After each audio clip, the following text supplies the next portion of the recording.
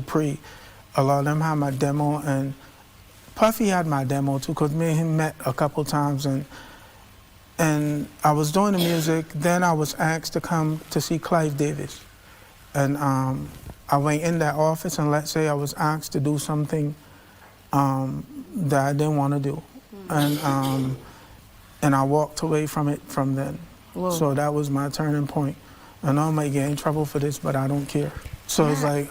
in fact, my next question was to be a bit controversial. I don't know if you would be open to answer this, but are the allegations, you know, some of these allegations that we get to hear about how that world is, you know, and what you need to do sometimes in order to get some deals, the allegations are true? Depends on who we're talking about.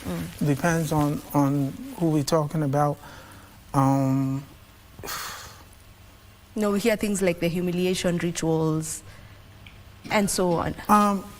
Some things are far-fetched and some things are added on, but I will say this: you get asked to do certain things, and you can choose to walk away from it if you want to.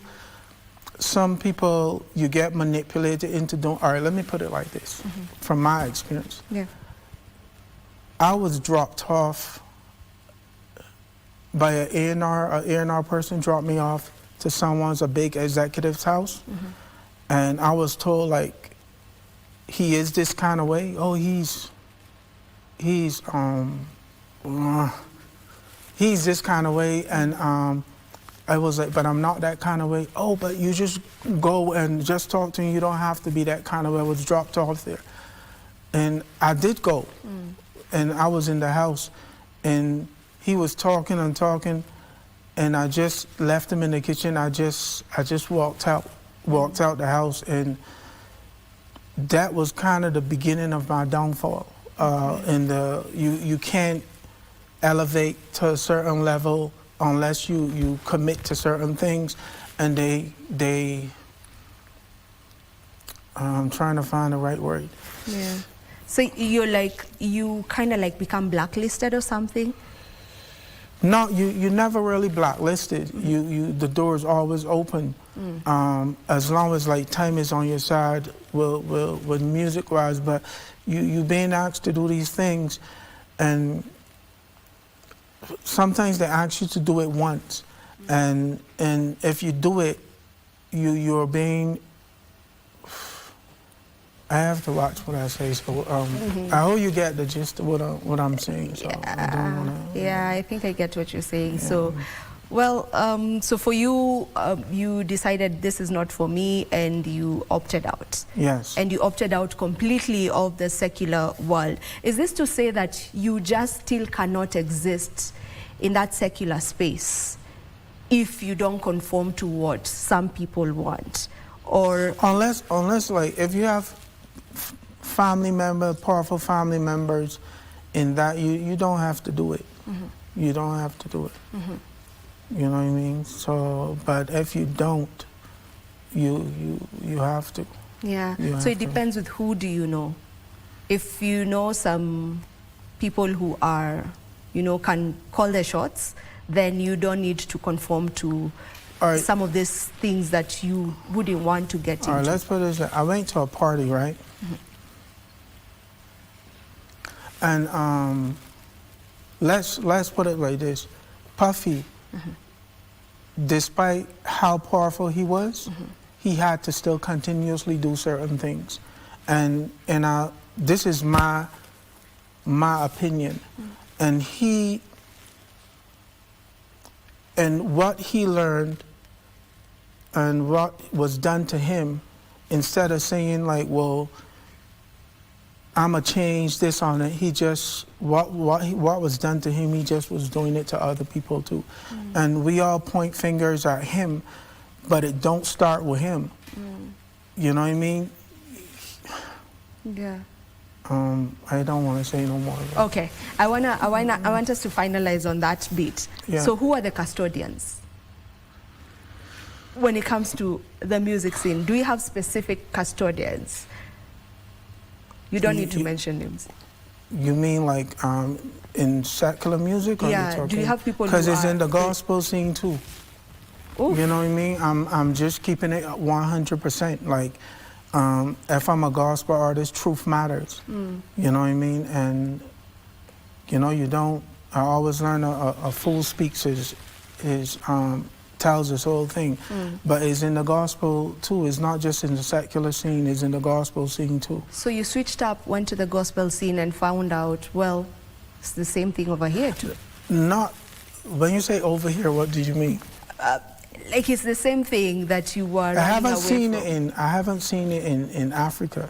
Okay. But I've seen it in the gospel scene over there too as well. So to be specific, it's not in the continent, in Africa. You haven't experienced it here. Let's say this here. You know, like how you have the secular world, you have the gospel world, but there's a set of people that run in both still.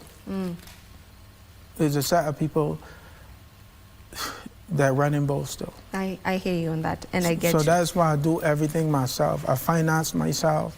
I do everything myself. So to get away from that. Okay. Okay, I hear you on that. So now you are fully a gospel musician, and just how has that been like for you as you got to make the switch? How has it been like for you doing gospel? It's more like a breath of fresh air. It's more, I feel more stress-free, like a heavy weight is lifted off my shoulders. You still have certain things, obstacles, and you have to get through, but I like it. I like it much better. Okay. How would you describe your kind of music, the kind of music that you do, the genre? Because, you know, when I get to listen, I hear some reggae kind of, I hear some dancehall kind of, then there's rap as well. So how would you describe your music? I would say this here, like, you know, like I heard my pastor said once, like, Africa and America, like, gospel did not start with America, and he's American because, you know, like we listen to gospel music and we attach it to like America. Like, okay, it's supposed to sound like the American way of music. If not, it's not gospel music. If you really think about it. And I don't really focus on beats. I focus on the message. So then people get to like say, okay, like this. So that's why you don't see me, you'll hear different genres, reggae, gospel, this, that. I'm all over the place. All right. So, yeah. And since you are in Kenya right now, are we expecting any project with a Kenyan artist from gospel side? I was approached by one of y'all artists, a huge one, to do stuff, but I said no, because I'd rather work with the unheard of names down here, the people that don't get a voice or get a chance. So that all those kind of people on my songs, I write all my songs and arrange them, of course, and but I like to work with the underprivileged people who from Kenya. I've heard of this girl was doing like making chapatis and she was singing, and I just picked her and took her and used her for one of my songs. So I'd rather work with people because those are the people who feel they don't have a chance, who have no one. The famous people, they'll be all right. They're rich and famous already, they'll be okay. So you do it to support them? Yes, because I know how it feels to be one of them. So I'd rather do it that way. And people say, oh, but if you collab with this person, this guy, this artist, y'all know. They was like, oh, if you collab with him, he have millions of followers, you can just get big over here in Kenya. I was like, well, God created him, right? They was like, yeah, I guess so. God will make me big then. So I'll just leave it like that. Yeah. So would you say that's your calling, or that's your purpose rather? Would you say that is your purpose, to just uplift the next person as well?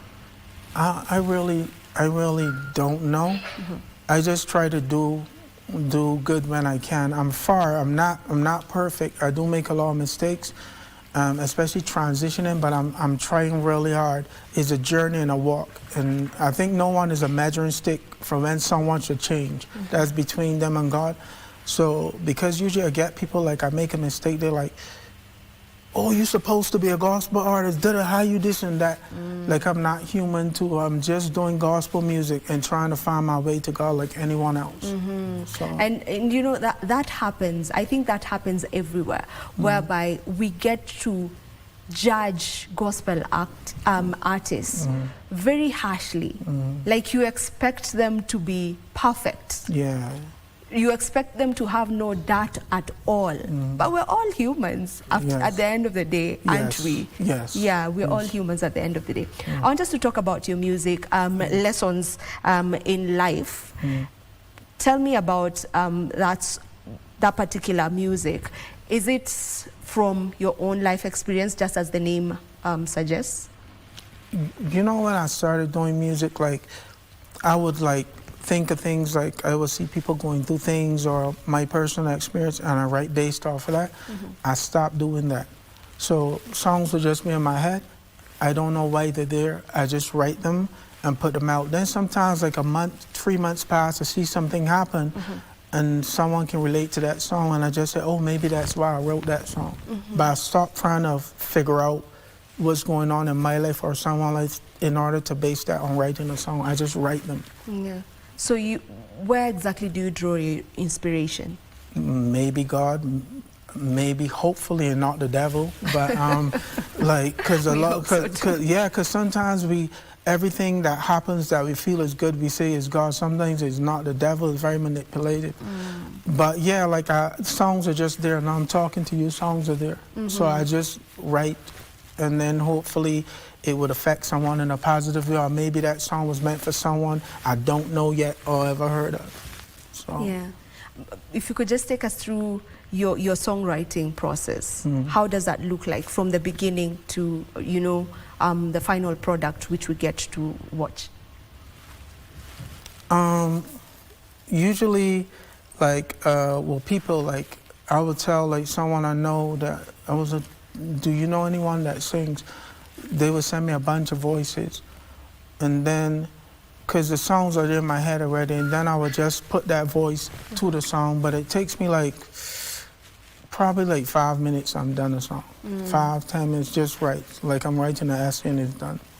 In 5 minutes? 5 minutes, yeah. Wow, nice, nice. It must take someone who's truly just talented to be able to just write that quickly. 5 minutes, you're done with writing your song. Yeah, well, I hope. Sometimes I don't write nothing down. Sometimes the songs are just there. So because they're there constantly, you kind of start memorizing them because they're there.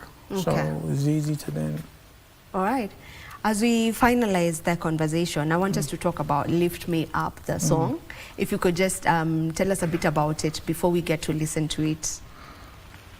Yeah, it's a really weird reason why I had a pet dog, and when I was 10 years old, and someone poisoned it, and that song kind of partially came about because of that I had, and I just wrote it. Actually, I wrote that down here in Kenya, and it's about when you feel down, is there someone there to uplift you, which is God. And don't matter, I know sometimes we go through things and someone, your friends and family, oh, it's gonna be okay, just pray. You like, I don't want to hear that. It's not helping, but it do help.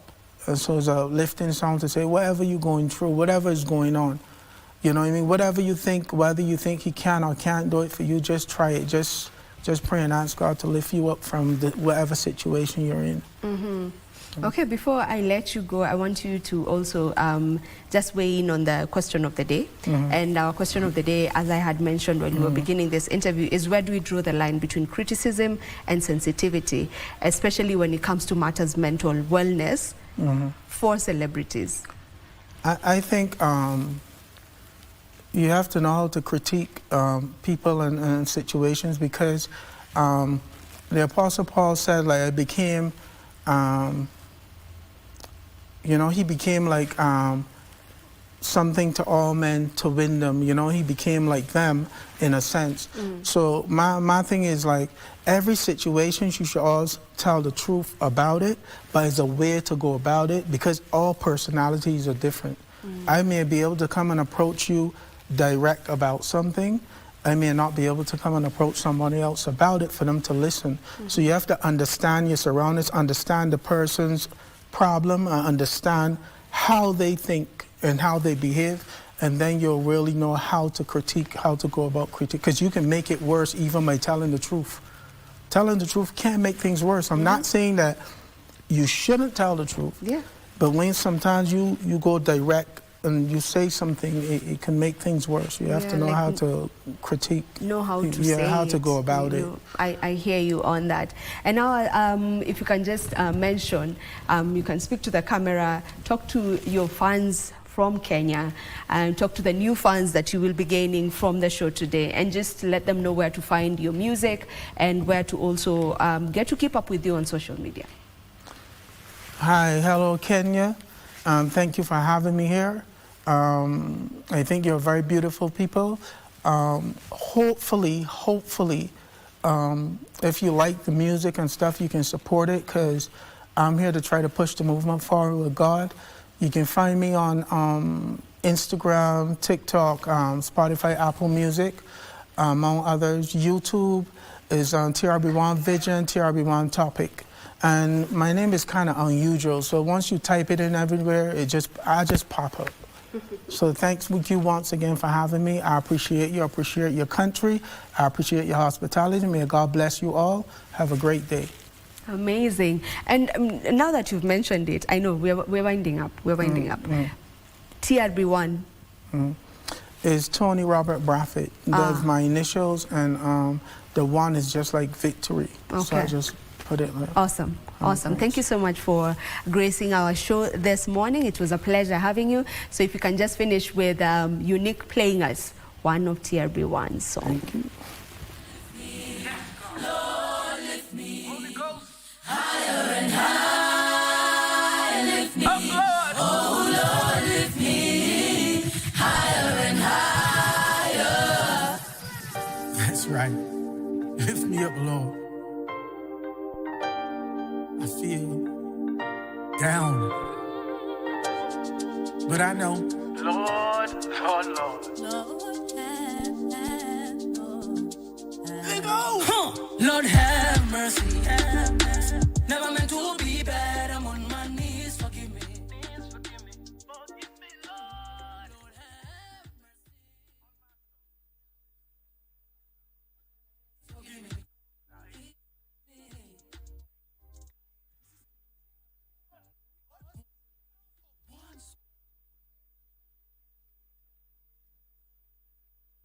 Stop off the grid.